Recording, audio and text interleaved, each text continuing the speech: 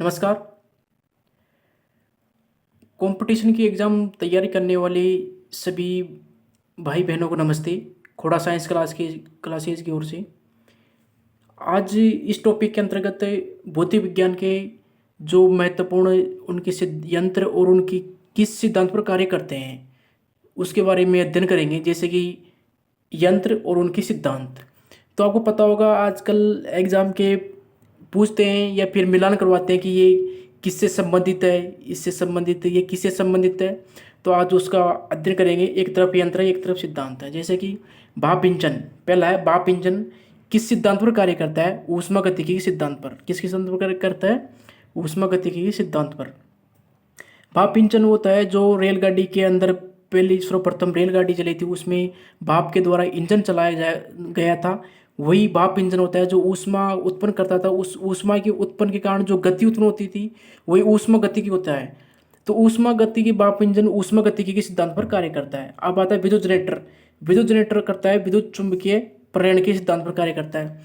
विद्युत जनरेटर के सिद्धांत पर कार्य करता है, विद्युत चुंबकीय प्रेरण के सिद्धांत पर कार्य करता है। विद्युत जनरेटर यांत्रिक ऊर्जा को विद्युत ऊर्जा में परिवर्तित करता है। ये क्वेश्चन भी बहुत बार पूछा जाता है, ऑल कंपटीशन एग्जाम के अंदर कई बार पूछा जा चुका है। तो विद्युत जनरेटर विद्युत चुंबकीय प्रेरण के सिद्धांत पर कार्य करता है। इसके बाद में रॉकेट प्रक्षेपण। रॉकेट प्रक्षेपण किसके सिद्धांत पर कार्य करता है? न्यूटन गति का प्रथम नियम पर। रॉकेट प्रक्षेपण न्यूटन गति का प्रथम नियम पर कार्य करता है रॉकेट प्रक्षेपण। इसके बाद में रेडियो व दूरदर्शन। रेडियो व दूरदर्शन। रेडियो व दूरदर्शन किसके सिद्धांत पर करता है? कार्य करता है। तो रेडियो व दूरदर्शन विद्युत चुंबकीय सिद्धांत पर कार्य करता है। विद्युत चुंबकीय सिद्धांत पर कार्य करता है। विद्युत चुंबकीय संचरण तरंगे के सिद्धांत पर कार्य करता है। यानी कि रेडियो व दूरसंचार विभाग होते हैं, उनके द्वारा सूचना आती है, सूचना जाती है। तो वो सूचना किसके रूप में प्राप्त होता है? रेडियो हमारे द्वारा सूचना प्राप्त लेता है, तो विद्युत चुंबकीय तरंगे होती हैं, वो तरंगों के रूप में संचरण होता है तरंगों का, तो उन तरंगों के रूप में सूचना प्राप्त करते हैं रेडियो और दूरदर्शन के अंतर्गत। इसके बाद में तो वायुयान। वायुयान किसके सिद्धांत पर कार्य करता है? वायुयान बर्नौली के तरल गति विज्ञान के सिद्धांत पर कार्य करता है। इसके बाद में सोनार। सोनार पराश्रव्य तरंगों का परावर्तन के सिद्धांत पर कार्य करता है। सोनार होता है जैसे कि किसी सोनार के अंदर, जैसे कि किसी ध्वनि का उपयोग करके, जैसे कि किसी समुद्र में किसी गुम वस्तु को पता लगाने के लिए सोनार का उपयोग किया जाता है। उसमें पराश्रवित ध्वनि तरंगों का उपयोग किया जाता है। सब सोनार की प्रक्रिया होती है। तो सोनार की प्रक्रिया में पराश्रवित तरंगों का उपयोग किया जाता है। इसके बाद में आता है अगला प्रकाशिक रेशे तंतु। देखिए दोस्तों, प्रकाशिक रेशे तंतु किसके सिद्धांत पर कार्य करता है? प्रकाश का पूर्ण आंतरिक परावर्तन के सिद्धांत पर कार्य करता है। प्रकाश का पूर्ण आंतरिक परावर्तन के सिद्धांत पर कार्य करता है प्रकाशिक रेशे तंतु। इसके बाद में इलेक्ट्रॉन माइक्रोस्कोप। इलेक्ट्रॉन माइक्रोस्कोप होता है जो सूक्ष्मदर्शी के द्वारा, जैसे कि आजकल साइंस में प्रयोग किया जाता है सूक्ष्मदर्शी, इलेक्ट्रॉन सूक्ष्मदर्शी, इसको माइक्रोस्कोप बोलते हैं। इसकी खोज नोबेल लॉरेंस कनेक्शन 1932 में की गई थी। ये इलेक्ट्रॉन की तरंग प्रकृति के सिद्धांत पर कार्य करती है। इलेक्ट्रॉन माइक्रोस्कोप वो होती है जो किसी भी भाग को, छोटे सी भाग को बड़ा दिखाने के लिए, विस्तार रूप में दिखाने के लिए कार्य काम आती है, वो होती है इलेक्ट्रॉन माइक्रोस्कोपी। इसके बाद है फोटोसेल। फोटोसेल प्रकाश सेल होता है, जैसे कि प्रकाश के द्वारा जो ऊर्जा प्राप्त होती है वो प्रकाश सेल होता है। वो किसके सिद्धांत पर कार्य करता है? वो करता है प्रकाश विद्युत प्रभाव के सिद्धांत पर कार्य करता है। प्रकाश विद्युत प्रभाव के सिद्धांत पर कार्य करता है। देखिए दोस्तों, इसके बाद में नाभिकीय रिएक्टर। इसके बाद में नाभिकीय रिएक्टर किसके सिद्धांत पर कार्य करता है?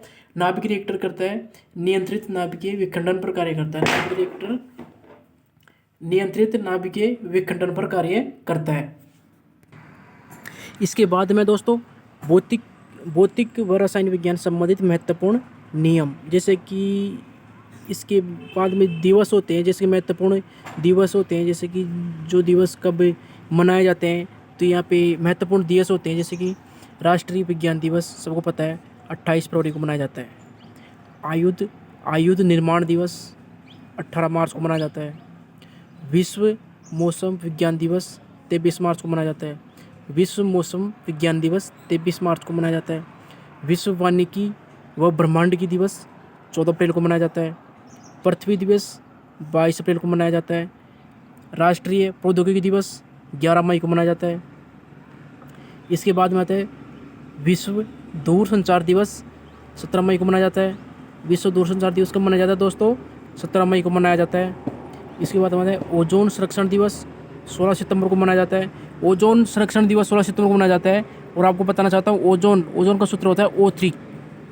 इसमें ऑक्सीजन के 3 अणु मिलके ओजोन का निर्माण करते हैं। ऑक्सीजन के कितने अणु मिलकर करते हैं? 3 अणु मिलके ऑक्सीजन का निर्माण, ओजोन का निर्माण करते हैं। विश्व टेलीविज़न दिवस 21 नवंबर को मनाया जाता है।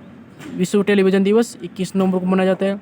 रासायनिक दुर्घटना निवारण दिवस 4 दिसंबर को मनाया जाता है। रासायनिक दुर्घटना दिवस 4 दिसंबर को मनाया जाता है। इसके बाद में आता है राष्ट्रीय ऊर्जा संरक्षण दिवस 14 सितंबर को मनाया जाता है। राष्ट्रीय ऊर्जा संरक्षण दिवस 14 दिसंबर को मनाया जाता है। 14 दिसंबर को मनाया जाता है। ठीक है दोस्तों, आज के लिए इतना ही। ये इम्पोर्टेंट शब्दावली है, जैसे कि आप कोई इससे संबंधित क्वेश्चन पूछते रहते हैं। धन्यवाद।